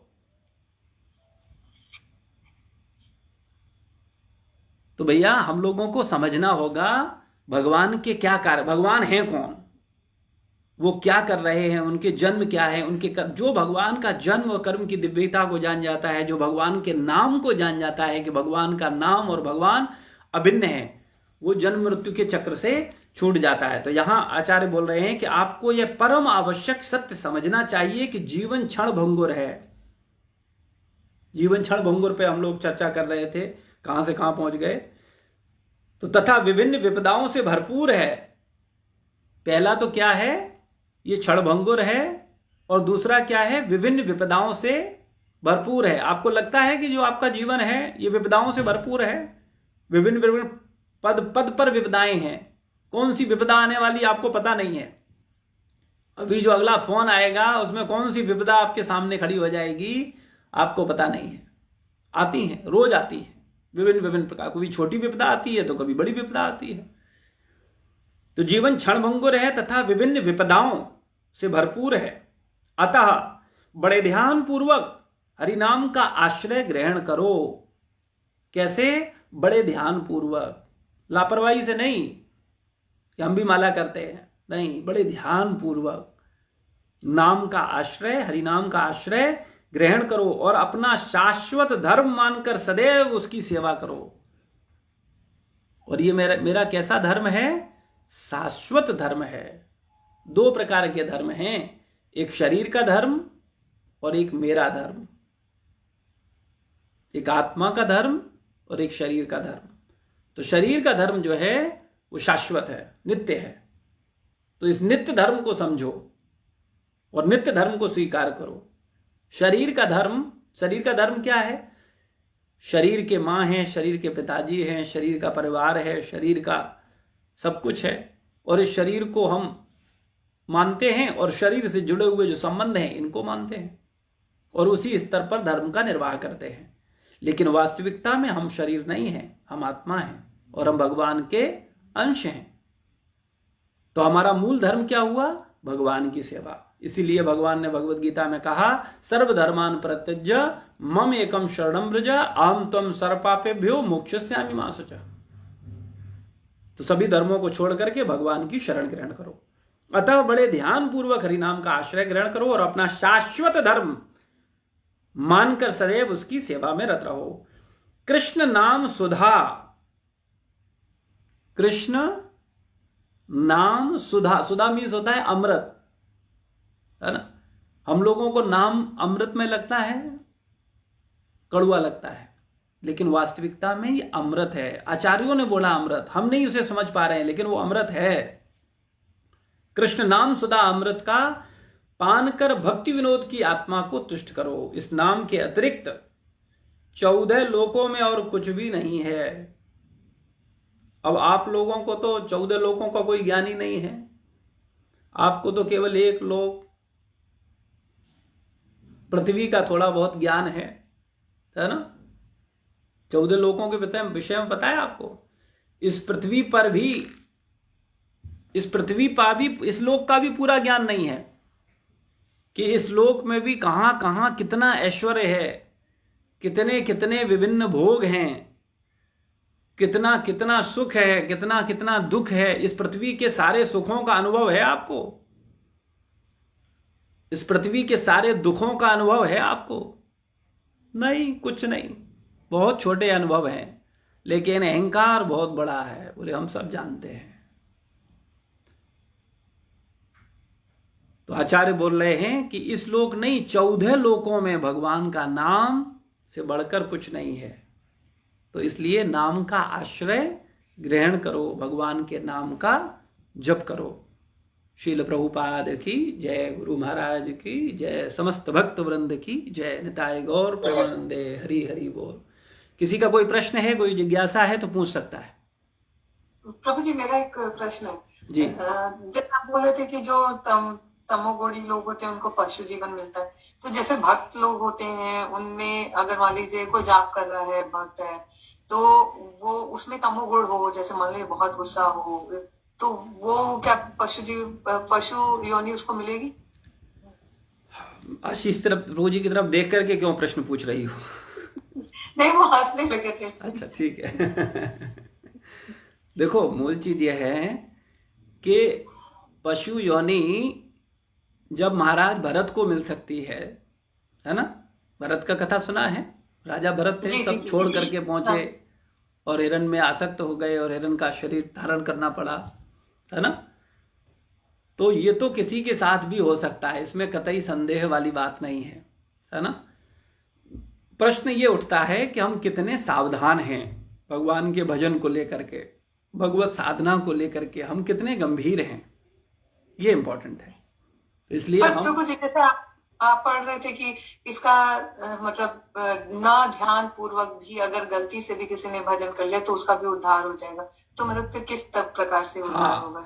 देखिए, ऐसा है ना, जब नाम की महिमा कही जाती है, जब किसी का गुणगान किया जाता है, तो वास्तविकता यही है कि भगवान के नाम में बड़ी शक्ति है, लेकिन हम किस तरीके से उसको कर रहे हैं, है ना। जैसे दवाई में बिल्कुल शक्ति है कि वो आपके रोग को ठीक कर देगी, लेकिन अब आप बिना कुछ खाए खा लो उसे, ठीक है, तब क्या होगा? तो कहने का मूल मतलब यह है कि औषधि तभी कार्य करेगी जब औषधि डॉक्टर के निर्देशन में ली जाएगी। इसी प्रकार से भगवान का नाम तभी प्रभावशाली होगा जब गुरु के निर्देशन में लिया जाएगा कि हाँ, कैसे करना है, क्या नहीं करना है, क्या करना है, इसके साथ क्या करना है। वरना नाम लेने के बाद भी नहीं काम बनता, क्योंकि नाम प्रभु जी फिर वो कैसे वो सेंटेंस करेक्ट हुआ कि मतलब ध्यान से ना लिया हुआ भी आपको उद्धार करेगा? अजामिल की कथा नहीं सुनी आप? अजामिल का जीवन क्या था? आपके पास दोनों उदाहरण हैं, भरत का भी उदाहरण है और अजामिल का भी उदाहरण है। अजामिल ब्राह्मण कुल में जन्म लिया, भगवान का भक्त था, महान भक्त था। एक बार उसने गलत दृष्टि पड़ गई और उसका पूरा जीवन, वैश्या से उसने शादी कर ली, वैश्या से संतान उत्पत्ति करी, और उसके बाद मृत्यु के समय यमदूत आए और उस समय उसने अपने पूर्व संस्कारों के कारण अपने पुत्र का नाम भगवान के नाम पर रखा था, और भगवान अपने पुत्र को पुकारने के लिए बोला कि नारायण, उसने अपने पुत्र का नाम नारायण रखा। तो अब जैसे यमदूतों को देखा तो यमदूत और तो किसी को दिख नहीं रहे थे, जिसकी मृत्यु होती है उसी को दिखते हैं, है ना। कई बार आपके मोहल्ले में, आपके घर में आते हैं और आपको नहीं दिखते हैं और लेकर के चले जाते हैं आपके परिवारीजन को, लेकिन मृत्यु को हम लोग देख लेते हैं। मृत्यु को भी नहीं देखते, हम तो केवल ये देखते हैं कि वो शरीर अब काम करना बंद कर गया है, इसलिए उसे बोलते हैं कि हाँ भाई मृत्यु हो गई। उसके प्राण कब निकले, कौन आया, कौन ले गया, भैंसे पर बिठा करके ले गया, किससे ले गया, कहां गए, हमको कहां दिखता है। तो ऐसे ही जब यमदूत अजामिल के समक्ष प्रकट हुए और अजामिल के प्राण खींचे जाने लगे तो एकदम भड़बड़ा गया वो, एकदम देख करके एकदम पुकारा नारायण, जैसे मेरा बेटा मेरी रक्षा कर लेगा। नारायण नारायण, जैसे कोई चोर बदमाश घुस आए तो आप अपनी रक्षा के लिए अपने पति को या अपने बच्चे को पुकारो। तो उसने नारायण पुकारा तो उसी समय विष्णुदूत प्रकट हो गए और उन्होंने कहा कि नहीं, इसे छोड़ दो, ये तुम्हारा केस नहीं है। बोले अरे इसने बहुत पाप किया, आप क्या कह रहे हो, मेरा ही केस है, आपको गलतफहमी हो रही। बोले अरे नहीं, ये तुम्हारा केस रहा ही नहीं, अभी इसने नारायण नाम ले लिया है, अभी सब पापों से मुक्त हो गया। लेकिन कब नारायण नाम लिया? बिल्कुल मरते समय। तो अब आप बिल्कुल मरते समय जो काम करोगे उससे काम बनेगा। मरते समय हिरण को याद किया तो हिरण बन गए, पूरे जीवन तपस्या करने के बाद भरत महाराज, और पूरे जीवन पाप करने के बाद भी मरते समय नारायण नाम निकल गया किसी भी कारण से ही, तो क्या हुआ? विष्णुदूत प्रकट हो गए, भगवत धाम जाने का मार्ग प्रशस्त हो गया। ठीक है। तो प्रभु जी, तो मतलब पूरे जीवन में नहीं, मतलब पूरे जीवन में आप कैसे लेते हैं वो फर्क पड़ता है, लेकिन मरते वक्त कैसे भी ले रहे हैं वो फर्क पड़ेगा। बिल्कुल, मरते समय ही हमारा असली एग्जाम होगा। मरते समय जो हम करेंगे उसके आधार पर डिसाइड होगा कि अभी हमारे साथ क्या होगा। ठीक है ना। लेकिन अब पूरे जीवन जो किया है, जिसका अभ्यास किया है, वही मरते समय होगा। आप अचानक नहीं कर सकते हो। आप कहो कि अभी तो हम पूरे जीवन पाप करेंगे, बोले अजामिल का बढ़िया था, पूरे जीवन मजे किए और बाद में जाकर के भगवान का नाम ले लिया, और देखो इस जीवन में भी मौज करी उसने और वहां जाकर के भी भगवत धाम चला गया। बोले ये आधारण, ये स्टोरी बहुत अच्छी लगी प्रभु जी। अब हम ठीक है, हमारा तो आदर्श अजामिल है। तो ऐसे काम नहीं चलेगा, क्योंकि भैया भगवान की व्यवस्था के अनुसार हम जैसे बद्ध जीवों को शिक्षा देने के लिए भगवान और भगवान के भक्त कई बार लीला करते हैं। लेकिन वास्तविकता यह है कि हम लोग जो जीवन भर करेंगे, मृत्यु के समय हमें वही याद आएगा। अगर जीवन भर हम भगवान का नाम लेंगे, भगवत भजन करेंगे, भगवत सेवा करेंगे, भगवत चिंतन में रहेंगे, तो मृत्यु के समय भी हमें भगवान याद आएंगे, गुरु याद आएंगे। और गुरु और भगवान का चिंतन करने से व्यक्ति को एक ही गति की प्राप्त होती है। ऐसा नहीं है कि गुरु का चिंतन करने से वो नरक चला जाएगा या मनुष्य शरीर प्राप्त कर लेगा और भगवान का शरीर चिंतन करने से उसको भगवान का धाम मिलेगा। नहीं, एक ही गति की प्राप्ति होती है। शास्त्र में इसका कई जगह उल्लेख आया है। ठीक है। प्रभु जी, जैसे हम मतलब जैसे सोने के लिए जाते हैं तो मतलब एक तरह से स्लीप भी मतलब मृत्यु का ही एक मतलब पार्ट है, मतलब ऐसे जैसे। जी, आप इसको समझने के लिए समझ सकते हैं कि सोते समय भी एक प्रकार से हमारा मृत्यु ही हो जाता है ना। लेकिन वो फाइनली मृत्यु नहीं है। सोते समय हमको भी नहीं पता होता हम कहाँ सो रहे हैं, क्या हो रहा है, किस दुनिया में हैं, कहाँ चले गए हैं, है ना। लेकिन वास्तविकता वो मृत्यु नहीं है। लेकिन हाँ, अपने समझने के लिए उसको समझ सकते हैं। ठीक है ना। और कोई प्रश्न? तो प्रभु जी, मुझे लगता है कि सबको कहीं ना कहीं ये पता जरूर है कि मृत्यु के टाइम पे आप जो भगवान का नाम लोगे तो आपको सद्गति होगी या ऐसे करके। तो सब बोलते हैं कि अरे अब तो भगवान का नाम ले लो, मतलब या फिर ऐसे सोचते कि अभी हम कहाँ बूढ़े हुए हैं या अभी हम नहीं मर रहे, तो अभी थोड़े टाइम के बाद करेंगे सत्संग वगैरह। हाँ, यही तो संसार में गलतफहमी का प्रचलन है। लोग सोचते हैं कि अभी कोई उम्र थोड़ी है, जब मरने के वाले हो ना तब भगवान का नाम लेना, फिर जब किसी लायक न रहो तब लेना। तो भैया, जब पूरे जीवन आपने अगर 70 साल 60 साल आपने संसार का चिंतन किया है, पाप का चिंतन किया है, गलत चिंतन किया है, तो मरते समय कैसे भगवान का नाम याद आ जाएगा? बड़े बड़े योगियों को अंत समय भगवान का नाम याद नहीं आता है, क्योंकि अंत समय वही याद आता है जिसमें मेरा वास्तविक अंतरंग मन लिप्त रहा है। अगर हमने जीवन भर वास्तव में अपने मन को भगवान में एंगेज रखा है, हृदय से, कपट रूप से नहीं, वास्तविकता में, तो निश्चित रूप से मृत्यु के समय तुरंत भगवान का नाम याद आएगा और इसका जीवन में ही अनुभव हो जाता है। जैसे अभी आप देखोगे कि आपके स्वप्न में आप मृत्यु की स्थिति में ही एक तरह से होते हो, आपके शरीर पर, आपके मन पर कोई कंट्रोल नहीं होता। लेकिन ये मेरा व्यक्तिगत अनुभव है कि जब आप भगवान से जुड़े होते हो और स्वप्न में भी अगर कोई भयानक या भयभीत स्थिति क्रिएट होती है तो स्वप्न में भी भक्त लोग हरे कृष्ण महामंत्र जपने लगते हैं।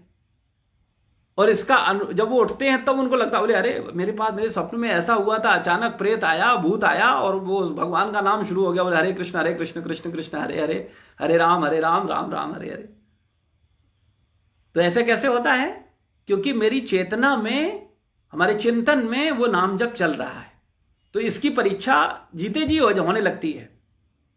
और जैसा कि हम सब लोगों के ऊपर सत्संग का जो प्रभाव हो रहा है वो देखने को मिलता है कि हाँ, सत्संग के प्रभाव के कारण हम भगवान के नाम, पता चल जाए हमारी मृत्यु आज है तो हम नाम ही जप करेंगे, फिर नाम लेकर के बैठ जाएंगे। अच्छा, ये तो सत्संग का प्रभाव है, ये तो गुरुजनों की कृपा है जो आपके मन में ये विचार आ रहा। वरना किसी को पता चले वो मरने वाला है, सबसे पहले क्या सोचेगा?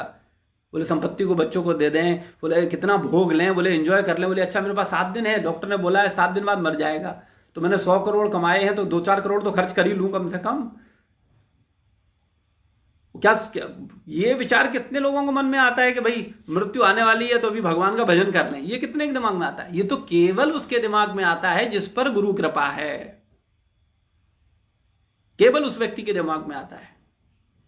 वो विचार करता है कि भैया शरीर कभी भी छूटेगा, इस संसार की कोई चीज साथ नहीं जाने वाली है, अभी जो जाने वाला है उस पर ध्यान केंद्रित करो। तो इसलिए संत कृपा, गुरु कृपा होना बहुत आवश्यक है। और जैसे भगवान से प्रेम होता है उसी प्रकार से हमारा गुरु से प्रेम होना चाहिए। शास्त्र में वचन आता है, जो व्यक्ति भगवान तथा गुरु में एक जैसी श्रद्धा रखता है उसको शास्त्र का समस्त वास्तविक तात्पर्य यानी तत्व से चीजें उसके हृदय में स्वतः प्रकट हो जाती हैं। तो कहने का मूल मतलब है, आध्यात्मिक जीवन वास्तव में समझिए और उसके बाद सही तरीके से उसको करने की कोशिश। कुछ भी करने से कुछ प्राप्त नहीं होता है, ठीक है? तो आप सबका धन्यवाद।